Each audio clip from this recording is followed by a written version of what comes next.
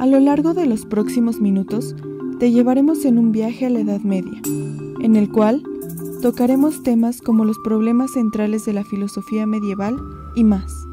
Bienvenido a Filosofando, edición Edad Media.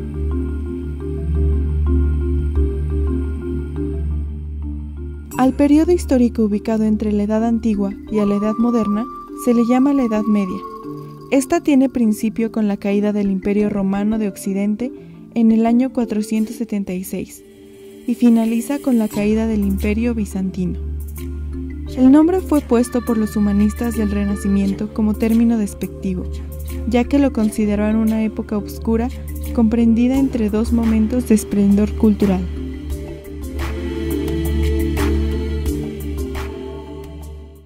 La época medieval no solo significa un momento de miedo, de secreto, pero también significa un gran cambio en la manera de pensar. Pues mira, básicamente en lo que yo me especializo, que es el oscurantismo, pues es esta época pues oscura en la Edad Media, ¿no? Donde pues lo que buscaba la Iglesia era oprimir al pueblo a través de pues excluyéndolos del conocer, ¿no? El mundo, su alrededor, y pues esto es algo que es inherente al hombre, ¿no? El querer conocer, saber más, por eso es que es fuerte, como, pues sí, muy duro, ¿no? La filosofía, existiendo como un discurso de naturaleza coherente, argumentada y sustentada en la objetividad, inicialmente es difícil de anexar al evento de fusión de la sabiduría y valoración humana de los griegos con aquella impuesta por el dogma cristiano. La mayor contraposición a esta manera de pensar fue la visión judío-cristiana, que pues le da un golpe a la visión griega basándose en la fe. La filosofía medieval pone en duda algo que ya se tenía como base, la filosofía griega. En la visión judío-cristiana, Dios es el creador de todo, incluso del logos, concepto de esencia absoluta para la filosofía griega. El concepto de la creación, que dicta el carácter efímero del mundo ante su Dios. También se introduce el poder omnipotente, de este ser trinitario constituido por el Padre, el Hijo y el Espíritu Santo, que poseen la capacidad de otorgar perspectiva y visión divina. Consultamos el concepto de creación y creador, siendo estos parte central y significativa del cristianismo, nuevamente oponiéndose polarmente a las ideas griegas bajo ciertas condiciones o ideas. En la filosofía griega, el mundo es eterno, por lo tanto, nunca ha sido creado. Para la visión judeocristiana, tenemos que el creador es anterior al mundo, por lo cual él fue quien lo creó. En cuanto a su creación, bueno, lo que sabemos es que es efímera y temporal. Encontramos que en el platonismo hay participación en cuanto a la creación. De acuerdo con Aristóteles, el logos es el pensamiento que se crea a sí mismo en un mundo que es autorregulado, autoproducido y autogenerado. El creador es persona porque sabe de sí, por lo tanto tiene interioridad. Con esta también viene el amor, el cual se da a otro no para ser feliz, sino para hacer feliz. Bondad, característica esencial del pensamiento y de la deidad cristiana, así como su relación con el génesis de las sociedades según el mito cristiano. Dios es bondad pura. Esto se ve reflejado en su creación, a la cual le da la libertad de pensar y con esto la libertad de tomar decisiones, lo cual lo puede guiar hacia el bien o el mal. La ideología del cristianismo dentro de la Edad Media tiene 3 etapas. La primera es la apologística, en donde más que nada se buscará defender al cristianismo porque tenía muchas controversias, ¿no? y apenas estaban haciendo. Entonces primero es defender la causa y tratar de establecerla en el mundo, pues es el principio. Como segunda corriente, etapa, tenemos la patrística, en donde ya consolidado el cristianismo se busca extenderlo de manera exponencial para que más gente se acerque a él y lo conozca. Su representante más importante es San Agustín de Hipona, que en su libro Las Confesiones propone que el cristianismo debe tener una propia filosofía, ¿no? A través de la razón. Más adelante hablaremos un poco de esto. Y por último, la escolástica, que en la escolástica ya está mucho más consolidado el cristianismo y se busca dar cuenta de la fe a través de la razón de una manera, por ejemplo, que se empieza a enseñar en las escuelas, las universidades ya siguen el método de la escolástica y empieza a ser muy importante dentro del conocimiento. Todos los libros, la educación se centraba en el método escolástico, ¿no? Que era la fe, percibirla intelectualmente. Entre los textos más populares e influyentes de la corriente escolástica encontramos las 5 vías de justificación de Dios escritas por Santo Tomás de Aquino. Estas 5 establecen de maneras lógicas, religiosas y hasta cierta altura pseudocientíficas la posible presencia de una figura empírea y omnipotente que cuida y observa el mundo. La primera vía la podemos observar en la parte del movimiento. El hecho de que exista movimiento, de que exista la quinesis y la interacción de sistemas entre todos los objetos del planeta y del sistema solar y del universo por igual, quiere decir que para darse el movimiento de un objeto fue por la influencia de un objeto anterior a este. El objeto anterior tuvo una influencia anterior a la vez y podemos rastrear una cadena de ejercicios, de consumos o de aplicaciones de energía que nos pueden llevar a una figura como un dios. La segunda vía de la causa eficiente es sumamente similar a ella. En vez de concentrarse en el movimiento, describe todo con la relación de causa-consecuencia. Es decir, todas las situaciones y transformaciones que ocurren en nuestro plano terrenal y universo pueden ser observables y se puede identificar algo que las llevó a que surgiera ese efecto. Nuevamente, regresando y observando el efecto original, podemos encontrar la presencia de un supuesto Dios. La tercera vía, llamada la existencia, esencialmente establece a través de la lógica común que el hecho de que el universo es, significa que el universo pudo ser o no ser, y esto genera una elección en el panorama que estamos observando. La elección tuvo que ser realizada por un ser superior, y el ser superior que decidió que todo fuera en vez de que no fuera es este Dios. En parte de la cuarta vía podemos encontrar la perfección, que esencialmente toma el concepto de los mayores valores estéticos y morales y los exalta, demostrando que si existe un concepto, existe su demostración perfecta, y el hecho de que exista la posible perfección quiere decir que hay un Dios detrás de ella y que este Dios es capaz de generar una perfección absoluta. La quinta vía finalmente establece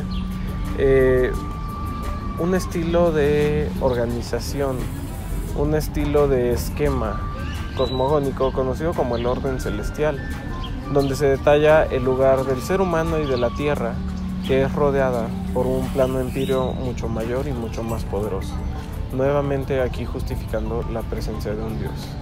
Santo Tomás de Aquino establece estas 5 medidas y las publica y formula por parte de la escolástica, buscando un aspecto tanto filosófico como eclesiástico que se combine hacia la razón y que se justifique en la duda. Proslogion, del medieval Anselmo de Canterbury. Exégesis en la que se sustentan las razones por las cuales es adecuado ejercer una eterna devoción y entrega confiada de nuestra experiencia humana a la mano de Dios. En el texto de Proslogium de Anselmo se cuestiona en sí las prácticas de Dios, no en sí para atacar su existencia, para negarla o afirmarla, sino preguntándose cómo es que sea posible que un ser sea tan misericordioso, si ayuda tanto a los que están en la miseria, si perdona a los pecadores, pero Él no sufre de la misma miseria.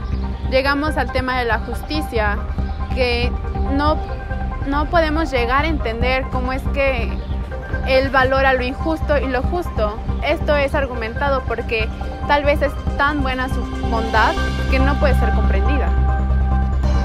Hablando más del libro de las Confesiones, para darlo a conocer y todo, San Agustín de Hipona primero seguía el principio del maniqueísmo, que tiene una raíz pitagórica y dice que el bien y el mal siempre han existido en el mundo, pero como dos cosas separadas. Pero San Agustín no le convence esta idea y él él propone que el bien es el que siempre ha existido y que de ahí el hombre hace que surja el mal. ¿Por qué? Porque siendo un ser intelectual y pensante, porque puede dudar y razonar, si elige no seguir a Dios, entonces de alguna forma está creando el mal, ¿no? O sea, vaya, bien y el mal. Otra cosa importante a mencionar es que en el concepto filosófico del cristianismo se propone que el hombre busque en su interioridad, y es decir, se vea interiormente y porque ahí va a poder encontrar a Dios, ¿no? Va a establecer un diálogo con Él. Y así surge el yo epistemológico, es decir, formar no quizá otra persona, más bien otra concepción de uno mismo, en lugar de la persona que ha creado la sociedad, ¿no? De cómo se ve en el mundo. O sea, porque una cosa es cómo la sociedad lo ve y cómo el mundo terrenal lo ha construido, y otra cosa va a ser el encuentro con Dios, ¿no? Esta conversación que tiene, es decir, crear un ser que pueda acercarse a Él. Luego pues está esta parte de los libros prohibidos, ¿no? Como ya mencioné antes, el oscurantismo pues buscaba privar a la gente de sus conocimientos, y pues ¿cómo lo hacía? Pues obviamente escondiéndoles los libros como, no sé, filósofos como Ockham y entre otros múltiples, ¿no? Sí. Propuesta nominalista de Guillermo de Ockham, quien subvierte el concepto de los universales establecido por Platón y reinterpretado por Aristóteles. Bueno, posteriormente, como podemos observar, surge la tendencia nominalista en parte de Gran Bretaña. Guillermo de Ockham es el primer fraile franciscano que consigue describir una nueva manera de concebir el concepto de universales. El universal, por parte de la filosofía desarrollada en la antigua Grecia, se podía entender de dos maneras, de la aristotélica o platónica. En el caso de la aristotélica, el universal es aquella esencia o idea pura que reside en el núcleo de todas las cosas. Y en el caso de la platónica es aquella que se puede obtener tras tener una cosmovisión y una exposición ante el mundo de las ideas de Platón. Bueno, lo que hace Ockham con su propuesta nominalista es precisamente deshacerse de estos nombres, de estos conceptos tan sólidos. De ahí viene esta palabra, ¿no? El nominalismo. Uno de los principios más famosos con los que Ockham va a sustentar este postulado es el principio de economía, que también es conocido como la navaja de Ockham, que se refiere a buscar siempre una explicación de mayor volumen, digamos, lógico, y menor volumen científico o menor profundidad explicativa. Es decir, es más probable que todo lo que nos rodea y que constituye nuestra realidad sea las cosas que son sencillas que las cosas que son complicadas e incomprensibles por el ser humano. En el momento en el que Guillermo de Ockham propone sus estudios nominalistas al público general, es sumamente estigmatizado y juzgado por muchos académicos y por personal de la iglesia por igual. En algún momento incluso se le convoca de manera directa a un juicio con algunos de los mayores frailes e incluso con el Papa de la organización cristiana. Esto lo podemos atribuir no tanto a las ideas de Ockham, que no son completamente subversivas de la cosmovisión cristiana que existe, únicamente del concepto de los universales, sino que sucede por su actitud intrépida de publicar una perspectiva alterna y un conocimiento nuevo y revolucionario en una época donde las escrituras eclesiásticas son sumamente censuradas y cuidadas. Él, con muchos otros pensadores de su época y también con algunos autores griegos y antiguos, fue censurado durante una gran porción de la época. Así es como podemos completar teorías o partes históricas de esta época del mundo con el pensamiento filosófico que tenían para dar una imagen más clara sobre lo que los artistas capturaban de él. A su vez, se puede analizar la sociedad en la que se encontraban, ya que separaban al hombre y se cuestionaban cuál es su intención en la tierra y por qué Dios la quiso así. Así que podemos retroceder en la historia completando un pedazo más de ella.